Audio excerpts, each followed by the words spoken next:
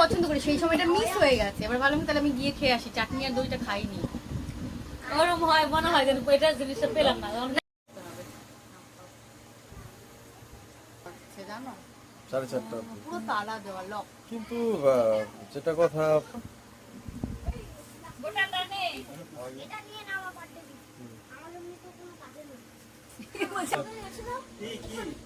ছিল